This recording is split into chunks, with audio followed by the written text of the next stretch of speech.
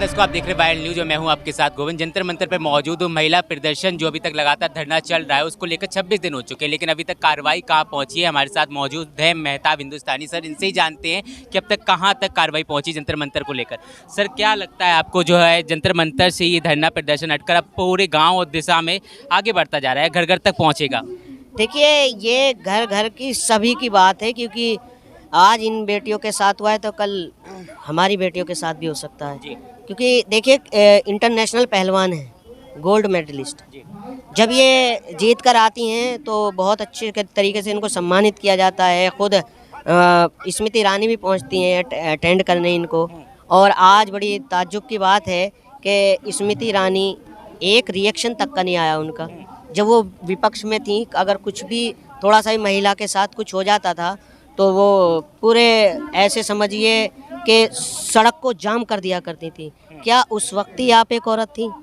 क्या उस वक्त ही एक आपके अंदर महिला थी? आज आपके अंदर की औरत मर चुकी है। अपनी बेटी के लिए काफ़ी लगातार आवाज़ उठाई थी उन्होंने। देखिए, उनकी बेटी मेरी भी बहन है। मैं उसको उस चीज़ से नहीं जोड़ा, मैं राजनीति नहीं करने आया हूँ यहाँ पर। मैं सिर्फ अपनी बहन बेटी जो है, ये सम्मानित बेटियाँ हैं, इन्हीं के वही कह रहा हूँ कि क्या ये बेटियाँ उनकी बेटियाँ नहीं हैं? बिल्कुल समझना चाहिए उनको। कहीं ना कहीं फिर ये एक सवाल खड़ा होता है कि सिर्फ आपको अपनी कुर्सी से प्यार है, यानी कि आप सिर्फ उस टाइम पर जब सड़कों पर आती थी, कहीं ना कहीं आप अपने सिर्फ मंत्रालय के लिए या अपनी कुर्सी के लिए। जब आपकी बेटी पर सवाल उठे थे तो सांसद में आप तिलमिला उठती थी। तो क्या आपकी ये बेटियां नहीं हैं? तो ये जो सरकार है, गूंगी बहरी और अंधी सरकार है, वो देखिए अंग्रेज थे, ये जो है संघ सरकार है कि बिल्कुल ध्यान नहीं दे रहे हैं। अगर देखिए, प्रधानमंत्री नरेंद्र मोदी जी जो हैं, हमारे देश के प्रधानमंत्री हैं, मैं उनका पूरा सम्मान करता हूं, मगर वो एक तरफ तो कहते हैं कि ये हमारी बेटियां हैं, हम इनकी बाप की बराबर हैं, हम इनके पिता की बराबर हैं। आज कहाँ चले गए? एक शब्द नहीं आया, आप एक ने एक ट्वीट तिक्का नहीं किया इनके उसमें। अगर चलिए झूठे को ही पूछ लेते, अगर आपके साथ कोई अन्याय हुआ है हम आपको न्याय दिलाएंगे। तो कहीं ना कहीं जो सरकार है ये ब्रजभूषण के दबाव में है। कहीं ना कोई ऐसा लीक पॉइंट है प्रधानमंत्री नरेंद्र मोदी जी का या अमित शाह जी का, जो खुलकर ये बोल नहीं पा रहे हैं, कार्रवाई नहीं कर पा रहे हैं। पर ब्रजभूषण के समर्थकों का कहना है कि लगातार महिला पहलवानों की जो है मांग भी बदलती रहती है। पहले एफआईआर के लिए मांग कर रहे थे, फिर गिरफ्तारी के लिए मांग कर रहे थे, फिर एसआईटी टीम भी बन चुकी है, जो है पॉक्सो एक्ट में मामला भी चल रहा है, लेकिन मांगे लगातार बदलती रहती है। सर, आप देखिए, समझदार हैं, पत्रकार हैं, फिर इतनी देरी क्यों हो रही है? इतनी देरी क्यों हो रही है? अगर इनके अलावा कोई अलग समुदाय से होता या अलग जाति से होता या अलग पार्टी से होता, अब तक उसके घर पर बिल्डोजर चल चुका होता, उसके घर को आग लगा दी गई होती, उसको जेल में डाल दिया गया होता।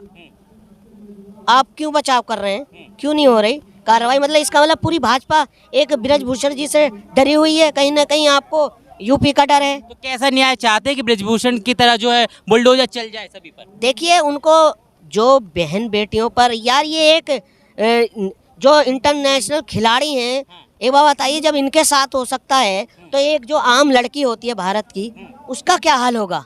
वैसे आप कहते हैं कि बेटी बचाओ बेटी पढ़ाओ, इसका मतलब कहीं ना कहीं ये लाइन आपकी जुमला साबित हो रही है, यानी कि आप सिर्फ अपने वोट बैंक के लिए इस्तेमाल करते हैं इस लाइन का। तो देश में बहुत सारे होंगे पहलवान जो रेसलिंग करते हैं, बाकी लोग कहाँ हैं इनके सपोर्ट में? वो क्यों नहीं आ रहे? महिला पहलवानों के लिए लेटर लिखा गया है कि इंटरनेशनल लेवल पर जो है महिला पहलवान आए, समर्थन दें, लेकिन वही महिला पहलवान कोई भी समर्थन देने को भी तैयार नहीं है। देखिए, कहीं ना कहीं वो भी दबाव में है, कुछ ना कुछ उन पर दबाव है, मगर हाँ, देर लगेगी मगर आएंगे।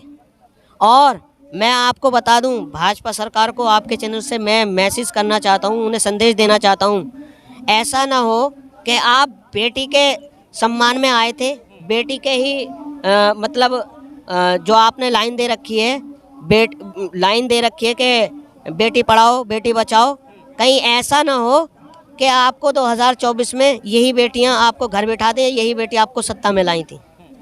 सर, कैसे देखते हैं पूरे धरने को? देखिए, ये बच्चियां देश के लिए मेडल लेके आई, देश का तिरंगा इन्होंने विश्व के अंदर फहराया। जब ये विश्व में तिरंगा फहरा के आई तो नरेंद्र मोदी जी ने जहाज में उतरते ही ये कहा कि सबसे पहला इनका कदम मेरे प्रधानमंत्री निवास में होना चाहिए, क्योंकि देश का नाम गर्व से ऊपर किया है। लेकिन आज वही बच्चियां अपने न्याय के लिए, अपने उत्पीड़न के लिए आवाज़ें उठा रही हैं, और आज नरेंद्र मोदी जी अपने मुंह से एक शब्द नहीं बयां कर रहे, तो ये शर्म की बात है हमारे लिए भी और प्रजातंत्र के लिए भी। जो बीजेपी की महिला लीडर है उनके लिए भी लेटर लिखा गया है, लेकिन अभी तक उनका भी कोई समर्थन नहीं दिखा। देखिए, जिनको महिलाओं की पीड़ा थी, हमारे देश की बहुत बड़ी पार्टी है कांग्रेस पार्टी, उसकी बहुत बड़ी नेता है प्रियंका गांधी जी, पूर्व केंद्रीय मंत्री कुमारी शैलजा जी, हरियाणा की पूर्व केंद्रीय मंत्री किरण चौधरी जी, ये सब आई हैं क्योंकि इनको महिलाओं का दर्द महसूस हुआ। लेकिन एक स्मृति ईरानी जी जो एक्टर हैं, आजकल नेता भी हैं, जब उनको बीजेपी का राज लाना होता है, जब उनको ड्रामा करना आता है, क्योंकि नेता है, अभिनेता है, ड्रामा अच्छा कर लेती है, जब करना होता है तब आ जाती है। लेकिन आज जब हमारे देश की बच्चियां पीड़ा में है, आज उनको नजर नहीं आ रहा, आज वो कोठी से और एसी से बाहर नहीं आ रही। क्यों? क्योंकि बीजेपी की साख को चोट पहुंचेगी। आज उनको महिलाओं की साख नजर नहीं आ रही, आज उनको नरेंद्र मोदी जी, आज उनको ब्रजभूषण जी, आज उनको अमित शाह जी को बचाना है, इसलिए वो बाहर नहीं आ रही। ब्रजभूषण जब बयान दर्ज कराने गए थे तब पॉक्सो एक्ट का मामला पहले से चल रहा था, लेकिन जो है एसआईटी की टीम की गठन भी हो चुका था। क्या लगता है आपको कि जो है पुलिस पर कहीं दबाव है, क्योंकि पॉक्सो एक्ट का मामला पहले चला था, गिरफ्तारी हो सकती थी? देखिए, मैं पेशे से अधिवक्ता भी हूँ और मैं पिछले 15 साल से वकालत करता हूँ। जब भी कभी पॉक्सो और 354 आईपीसी के तहत मुकदमा दर्ज होता है तो मुलजिम को पहले गिरफ्तार किया जाता है, उसके बाद इन्वेस्टिगेशन चलती है। इन्वेस्टिगेशन जब चलती है उसके बाद कोर्ट डिसाइड करता है कि वो गलत सजा के काबिल है या वो बरी होने वाला है।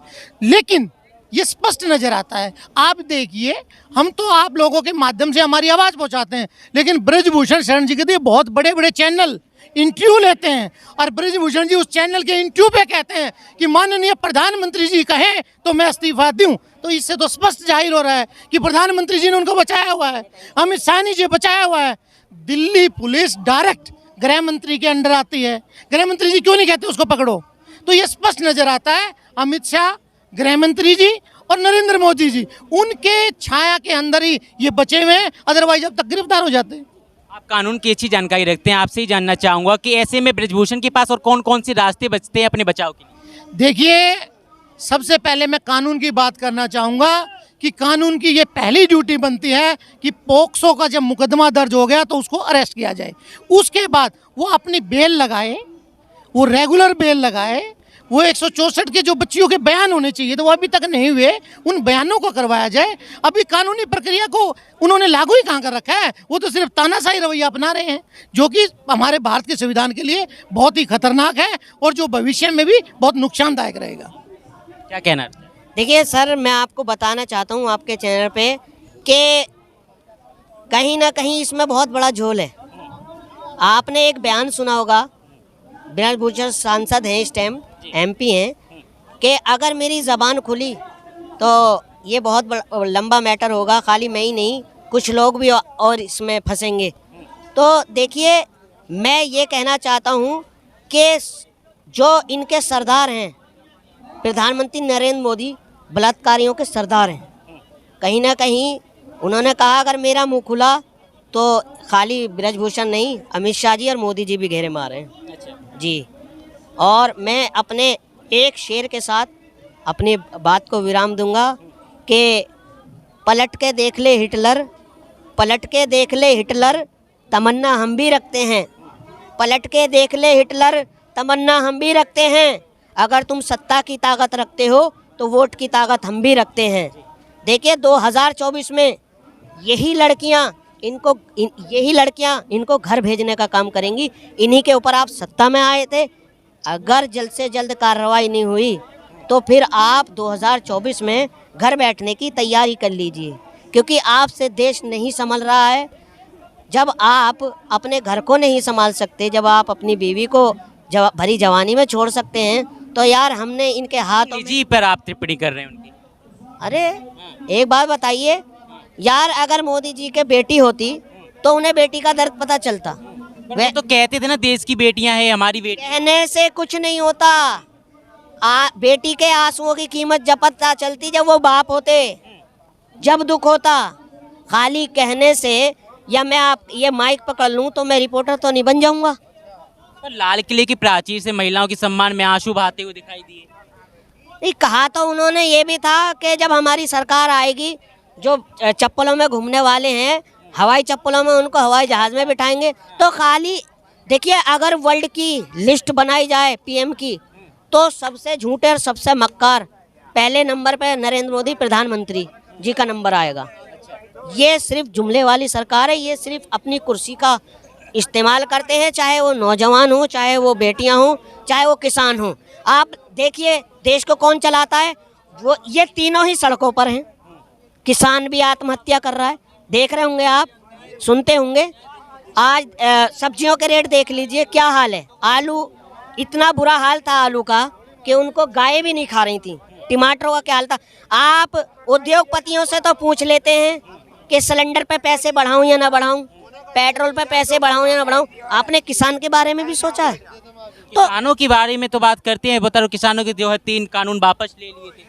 अरे सर, उनको मजबूरी लेना पड़ा क्योंकि वो काले कानून थे, क्योंकि आप उस वक्त गलत थे।